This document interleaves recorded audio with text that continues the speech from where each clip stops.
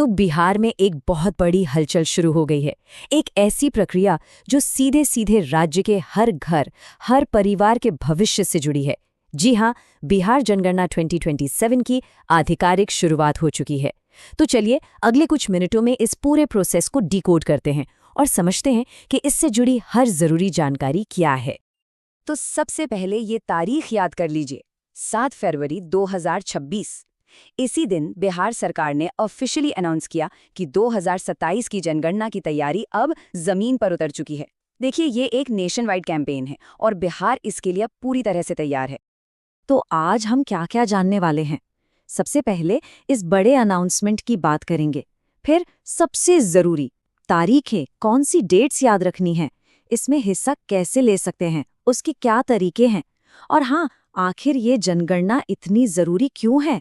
और आखिर में सबसे बड़ा सवाल, जो जानकारी दी जाएगी वो कितनी सेफ रहेगी। इन सभी बातों को हम देखेंगे। ओके, तो चलिए शुरू करते हैं पहले पॉइंट से, बिहार का ये बड़ा ऐलान। ये जो ऑफिशियल नोटिफिकेशन है, इसे जारी किया है राज्य के राजस्व एवं भूमि सुधार विभाग ने। बेसिकली यही डिपार्टमेंट इस पूरे अभियान की नोडल एजेंसी है। तो इसका मतलब क्या है? सीधा सा मतलब है, प्लानिंग और तैयारी का दौर अब खत्म और असली काम शुरू हो चुका है। इसका मतलब है कि बहुत जल्द जनगणना कर्मचारी हर दरवाजे पर दस्तक देने वाले हैं। अब सबके मन में यही सवाल होगा कि आखिर ये सब होगा कब, टाइमलाइन क्या है? तो इसका पूरा काम 2026 में ही 2 मेन फेजेस में पूरा कर लिया जाएगा। चलिए अब इसकी जरूरी तारीखों पर एक नजर डालते हैं।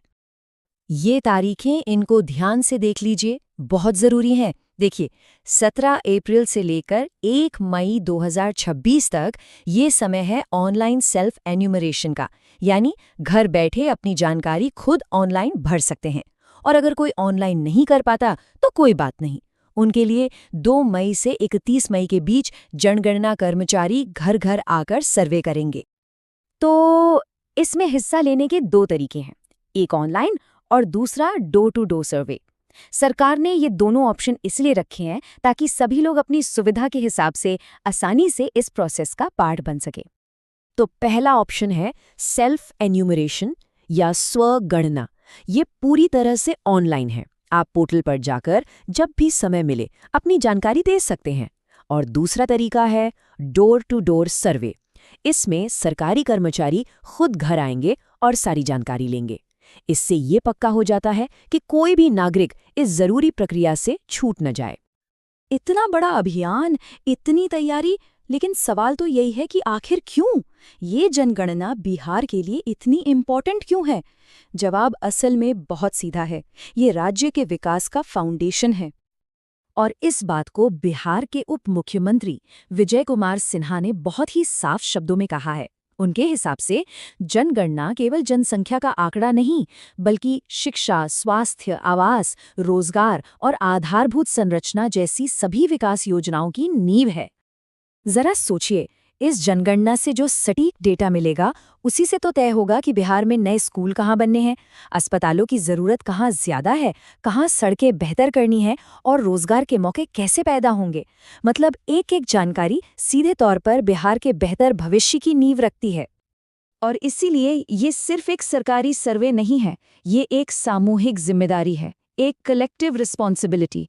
हर नागरिक का ये कर्तव्य है कि वो सही, साफ और पूरी जानकारी दे, राज्य के विकास में अपना योगदान दे। लेकिन हाँ, एक सवाल जो जरूर मन में आता है, वो है अपनी पर्सनल जानकारी का। क्या वो सुरक्षित रहेगी? तो इस चिंता को दूर करने के लिए भी सरकार ने पूरे पुख्ता इंतजाम किए हैं। इस मामले में सरकार का रुख बिल्कुल साफ है। हर नागरिक द्वारा दी गई कोई भी सूचना पूरी तरह से कॉन्फिडेंशियल रखी जाएगी। इसको किसी और काम के लिए बिल्कुल भी इस्तेमाल नहीं किया जाएगा। और ये सिर्फ एक आश्वासन नहीं है, इसके पीछे एक सॉलिड लीगल फ्रेमवर्क है। ये पूरा प्रोसेस जनगणना अधिनियम 1948 के तहत हो रहा है और ये कानून हर नागरिक की व्यक्तिगत जानकारी की गोपनीयता की गारंटी देता है और ये भी सुनिश्चित करता है कि डेटा का किसी भी तरह से मिसयूज न हो। तो बिहार सरकार का लक्ष्य है कि इस जनगणना को समय पर, पारदर्शी तरीके से और बिना किसी गलती के पूरा किया जाए। अब आखिरी सवाल यही उठते हैं, क्या बिहार इस राष्ट्रीय अभियान में एक मिसाल पेश करेगा? क्या यहाँ के लोग इसमें बढ़ चढ़कर हिस्सा लेंगे और इसको सफल बनाएंगे?